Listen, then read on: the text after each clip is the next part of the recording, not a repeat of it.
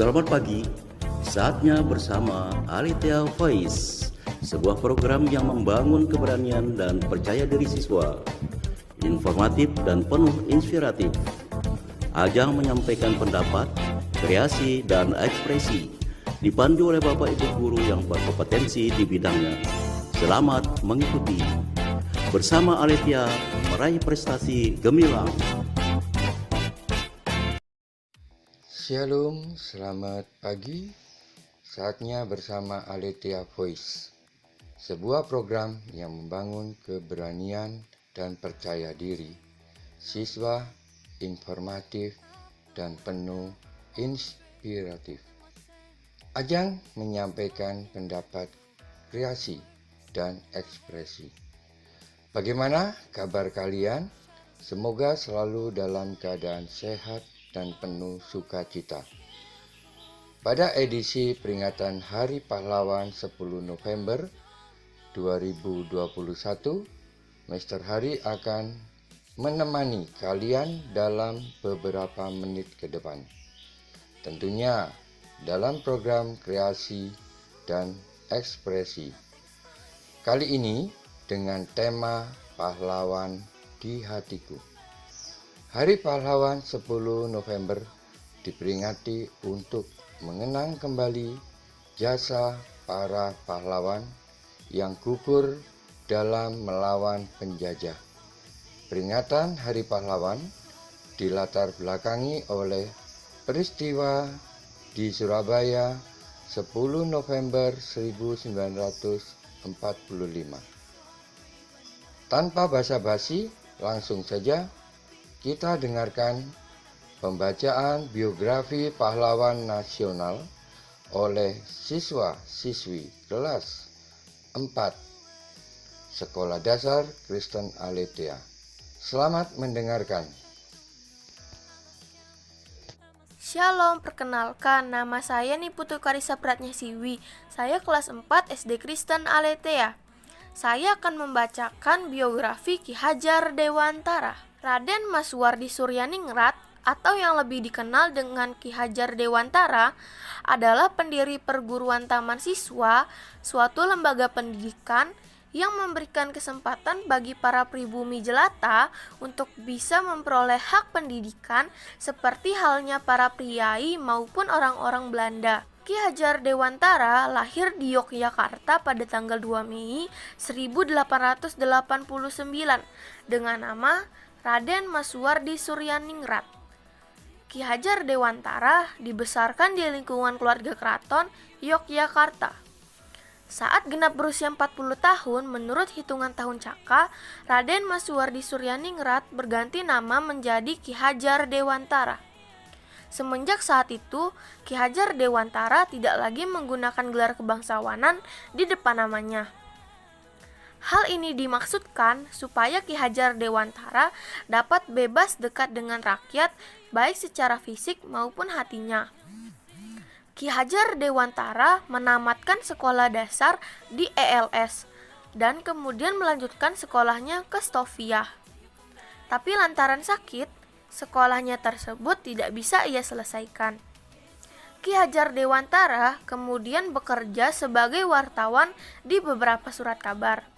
Pada masanya, Ki Hajar Dewantara dikenal penulis handal.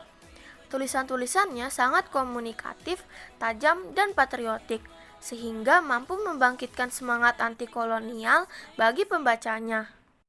Selain bekerja sebagai wartawan muda, Ki Hajar Dewantara juga aktif dalam berbagai organisasi sosial dan politik.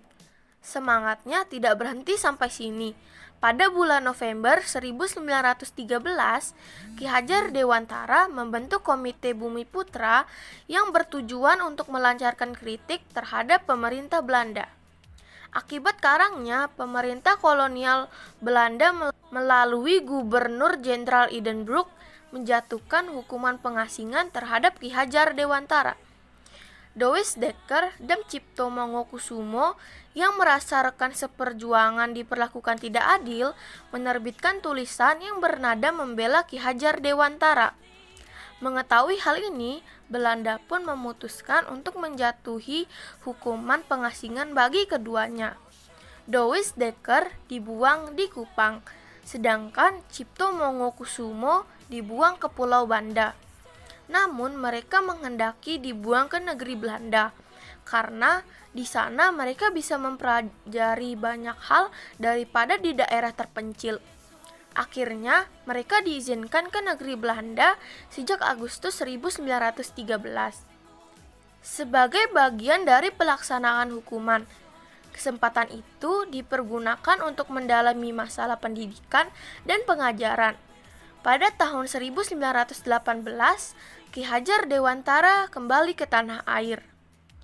Di tanah air, Ki Hajar Dewantara semakin mencurahkan perhatian di bidang pendidikan, sebagai bagian dari alat perjuangan meraih kemerdekaan. Bersama rekan-rekan seperjuangannya, ia pun mendirikan sebuah perguruan yang bercorak nasional yang diberi nama Perguruan Nasional Taman Siswa pada 3 Juli 1922. Perguruan ini sangat menekankan pendidikan rasa kebangsaan kepada peserta didik agar mereka mencintai bangsa dan tanah air dan berjuang untuk memperoleh kemerdekaan. Ki Hajar Dewantara dipercaya oleh Presiden Soekarno untuk menjadi Menteri Pendidikan, Pengajaran, dan Kebudayaan yang pertama. Melalui jabatannya ini, Ki Hajar Dewantara semakin leluasa untuk meningkatkan kualitas pendidikan di Indonesia. Kini, nama Ki Hajar Dewantara bukan saja diabadikan sebagai seorang tokoh dan pahlawan pendidikan yang tanggal kelahirannya 2 Mei dijadikan Hari Pendidikan Nasional, tetapi juga ditetapkan sebagai pahlawan pergerakan nasional tanggal 28. Wow, luar biasa. Bagus sekali.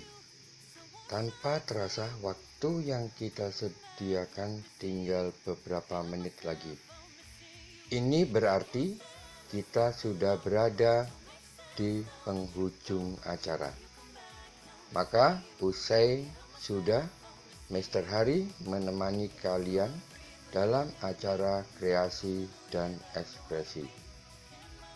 Saya, Mr. Hari, sebagai pembawa acara, mohon diri. Terima kasih.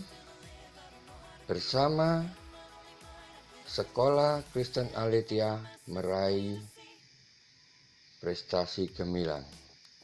Shalom, Tuhan memberkati.